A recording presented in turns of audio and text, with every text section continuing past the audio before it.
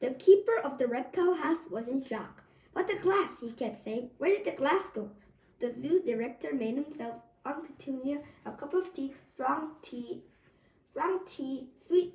sweet tea, while apologized over and over again.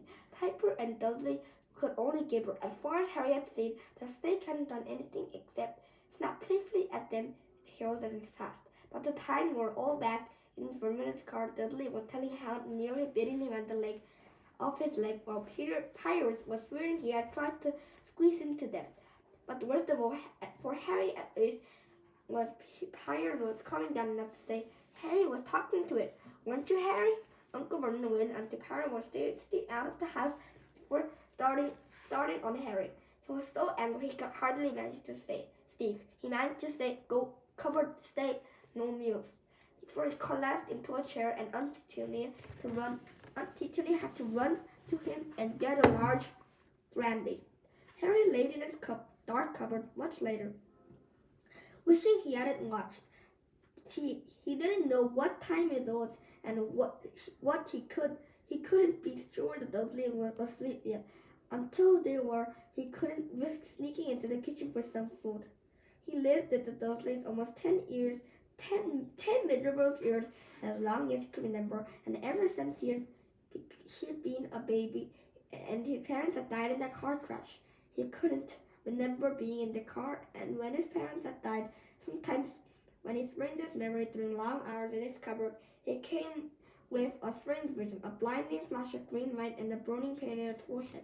This, suppose, was the crash. He couldn't imagine where the green light came from. He couldn't remember his parents at all. His aunt and uncle never spoke of them, and of course he was forbidden to ask questions. There were no photographs of them in the house. When he had been younger, Harry had dreamed of some unknown relation coming to take him away, but it never happened. The Dursleys was only family, yet sometimes he thought, or maybe he hoped, the strangers in the street seemed to know him. Very strange strangers. They were two. A tiny maid in a violet top hat bowed to him once while shopping with Aunt Petunia and Dudley. After asking Harry furiously if he knew that man, Aunt Petunia and rushed out of the shop without buying anything.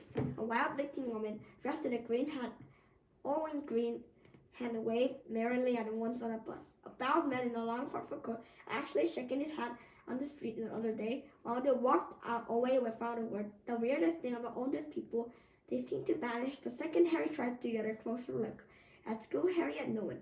Everybody knew that Dudley gave Harry that odd powder in his dyed clothes and his broken glasses. Nobody liked to disagree with Dudley's gag. And that's the end of today's videos. And I hope you enjoyed. And tomorrow I'll come with a new videos.